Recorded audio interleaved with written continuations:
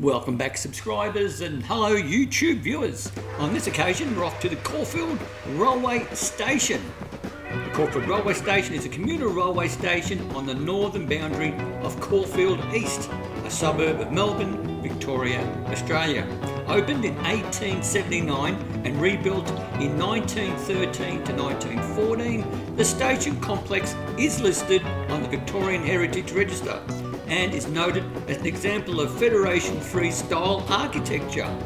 It is named after the nearby suburb of Caulfield, located southwest of the station. The journey to Flinders Street Station, Melbourne, is approximately 10 minutes or 6.2 miles and takes 19 minutes.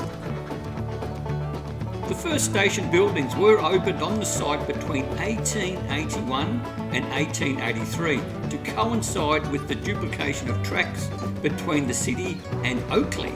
The current station was constructed in 1913-1914 to provide new and improved facilities for a station that was facing rapidly increasing growth. The station rebuild was part of a level crossing removal works that removed all level crossings, rebuilt all stations and quadruplicated the corridor between South Yarra and Caulfield in 1914. The station has mostly stayed the same since 1914, with minor upgrades taking place. In 1977, the goods yard and loading platform was closed to traffic, and in late 1922 the line was electrified using 1500 volt DC overhead wires, with 3-position signalling also introduced.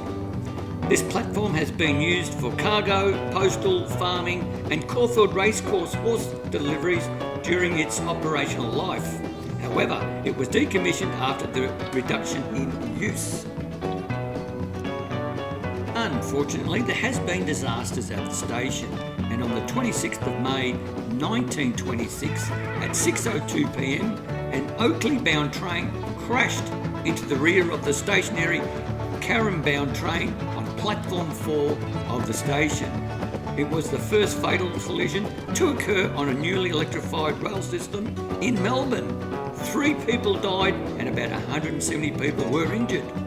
The coroner found that the weight of evidence is certainly against the driver in a more serious degree, and perhaps to a lesser degree against the guard. On the 12th of September 1926, the relieving station master, who had been on duty at the same time of the crash, shot and killed himself on the island platform. Very sad. I'll continue with the history when the drone's up, but let's now listen to the sights and sounds of Caulfield Railway Station.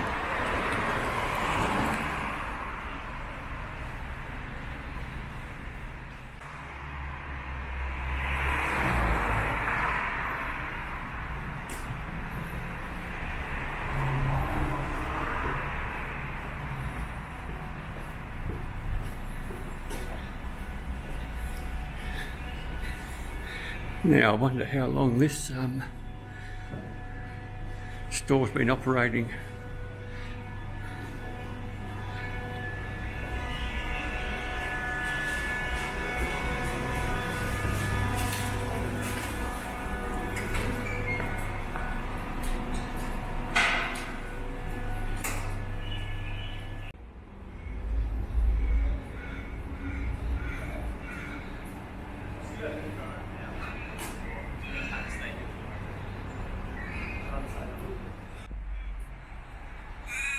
So this is the Station Street side of the Caulfield Railway Station. It is also a transport hub, as you can see, taxis, buses, as well as the railway station. And you've got a little shopping centre here as well as the Caulfield campus of Monash University. So here we are on platform 4. I'm assuming that's the old signal box. I'm not sure if it's in play anymore. I think everything would be automated. Once again, I just want to reiterate, I am not an expert in anything railway related. if anything, barely a commuter of the railway system, but I do like history. And once again, when you're sort of checking out history, it seems like the railways stands the test of time. There's not too many other things that have a 100+ year history, other than maybe some churches, some pubs, and things like that, schools. So here we are. It is a very more early Saturday morning, so it's about 8:50, and there is an alternative bus route that's in play because they are doing works on some of the tracks.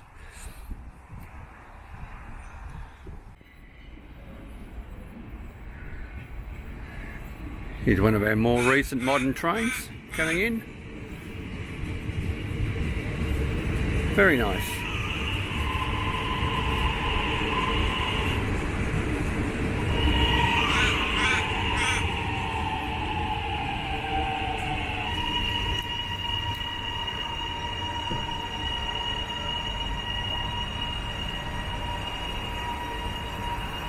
Very quiet. I have to admit, the more modern trains these days are getting a lot more quieter.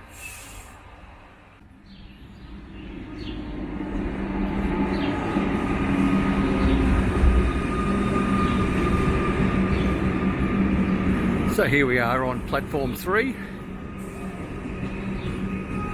I'll get back into the shade. It's quite a bright morning, and if I don't get in the shade, we won't be able to see too much. So there's the billboards that still get displayed,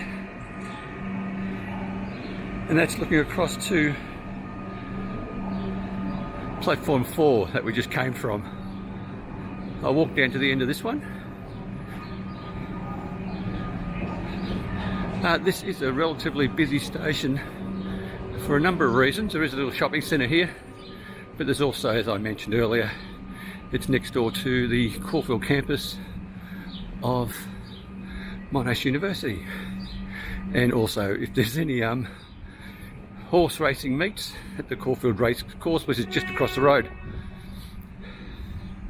So here we are at platform 2 and 3.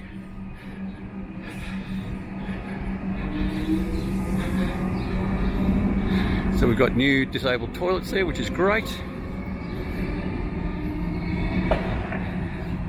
And that train was off to Frankston. No idea what this is. Obviously something used back in the day, maybe for staff. Who knows? I'm sure someone out there will know. It's got air conditioning, so people are definitely in there working. Maybe it's where they house all the computers and whatnot. I'm not sure. So here comes another very modern train. I think the nose of the train gives it away. This one's off to Dandenong. Once again, very quiet. These new trains are very, very quiet. You barely hear them coasting in.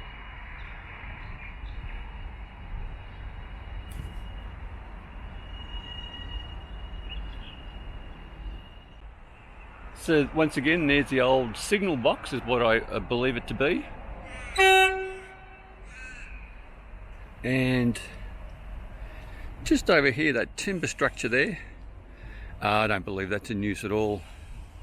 It could very much be abandoned. And there goes that train to Dandenong. So once again, as per platform 4, there are bathrooms for both male and female.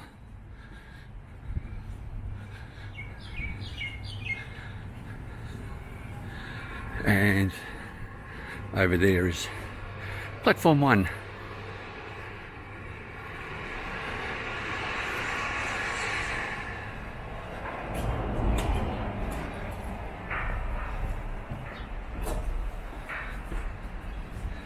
There is a waiting room just there, so if the weather's not the best, you can wait out for the trains there.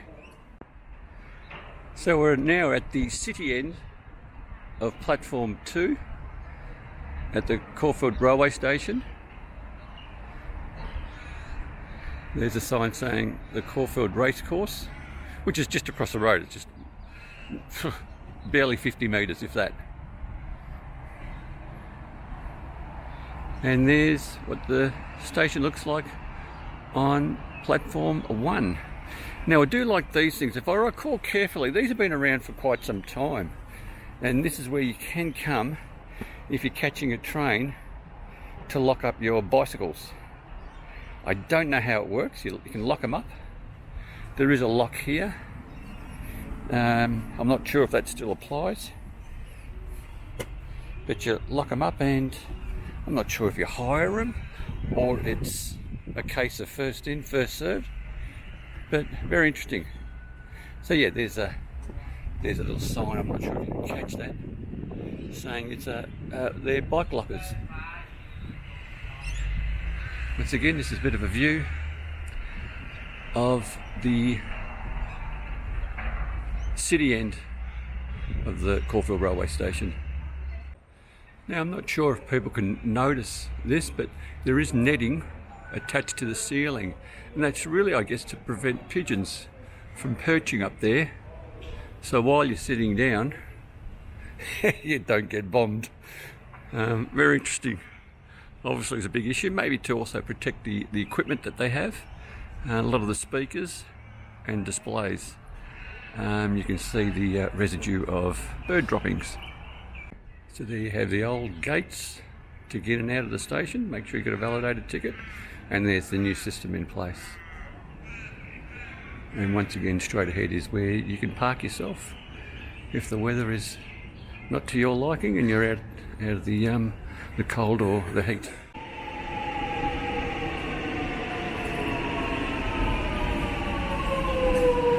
So here we are now, exiting platforms 2 and 3 and making our way to number 1, and there's that store that's been there since day dot. The gentleman that's been in there, he's been there for I think 7 years, he made mention. So I absolutely do like how they've got these water fountains everywhere. So if you bring your own water bottle and commute by train, you can always fill them up at some of these stations, which is just fantastic.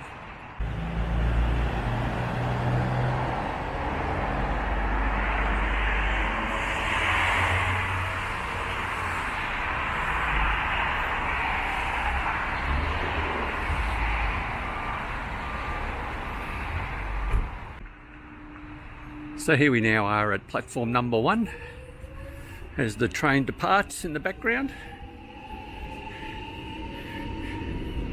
And as you can see, one side's been boarded up and the other side hasn't, where you used to be able to buy the ticket through the window. Everything's automated.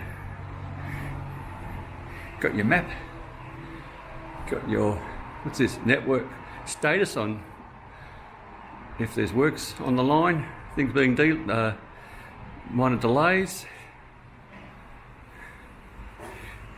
Here's your modern ticket machine. I do love the doors.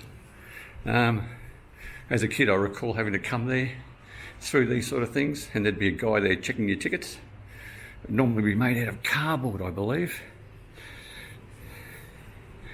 So here we are at platform number 1. And this gives you an overview of the whole station, I guess. So we're on platform 1. Train just left. No one's waiting. Very good. Now, as much as a lot of things have changed and modernised, you still have the waiting room, as it probably was when it was first built, as is this fountain. That could tell a few stories. And that looks like it's come with the building as well when it was first built. Very good. I'm just thinking aloud again on whether or not some of these stations had where women would sit and wait, and another area where the guys would sit and wait, so they're sort of segregated. I'm not sure. I know in some situations they did do that, made the women feel a little bit more comfortable. I think they've done it outside the church on the corner of Swanston Street and Flinders Street. St. Paul's Cathedral, I think it is. They used to have a seating area on Swanston Street where the ladies only would seat and the rest would get another section, which I thought was quite interesting back in the day. So that's a more modern structure.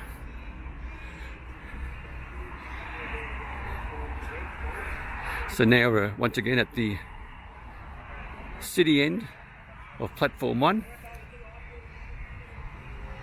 and we'll take in the views. It is very sunny, so I'm hoping there's not too much glare, and this probably gives you a better idea where the Monash University Caulfield campus is. It's right next to the station, as is, as I've mentioned a few times now, the racecourse, which is just across the road as well. Now, once again, this is more for people who follow me on the YouTube, and how I often go to country towns. Now, these vending machines here, I believe they're on every platform, is what I would think would be a great idea for some of these smaller towns. Now, they can operate all the time. So if you've got like a bike track that people frequent, or a country swimming pool, it might be worthwhile putting something like that, one with, say, soft drinks, and they could be health drinks. You'd probably just need a PowerPoint that probably the council or the Shire could probably help out. And then with one of the vending machines, you could have your basic bicycle parts for a puncher, lights, batteries, whatever is associated with whatever activity you have in that area. So if you've got like bushwalking, and you could sell some health bars. I always thought they're sort of underrated, those vending machines, and they could apply to so many situations where a town mightn't have an actual store or a person that can, roll up every day to open. It's just an idea and just a thought. The only expense would be the power, and maybe some signage, and obviously you'd need some sort of CCTV camera just to overlook it, with sort of warning signs saying that, if you tamper with them, break into them, you're obviously going to be made liable. So here we are at the southern end, going away from the city on platform 1. Another train has rocked in, so as you can see, it's quite a busy station, this one. And I think we'll put the drone up and check out the drone to see what we see. I'll try to get a bit of the Caulfield Racecourse in. I'm sure there's plenty of memories of people coming to the Caulfield Railway Station to watch the horses do their thing. Or in my case, it's not that I came by train, but I came to the Caulfield Racecourse. I believe there was some sort of caravan or outdoor camping sort of expo, and it was a lot of fun. I took my son here and we had a look at a few things. So it's not just horse racing that they have at the Caulfield Racecourse. So without further ado, we'll put the drone up. Once again, all the credits, references, and also any voiceover that I might do will be listed in the description below.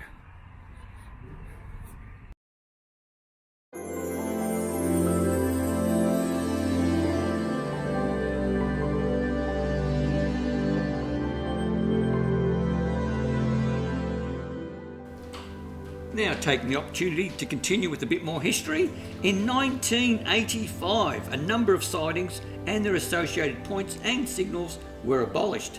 The station underwent minor upgrades in 1994, and in 2015-2016 it was upgraded to a premium station. In July 2022 the signal box at the station was closed, with operations handled remotely from Cananook Signal Control Centre. Caulfield Railway Station is served by the Pakenham, Cranbourne, Frankston and Gippsland lines, which is part of the Melbourne Railway network. The station also connects to the Route 3 tram service and Route 624 and 900 bus services.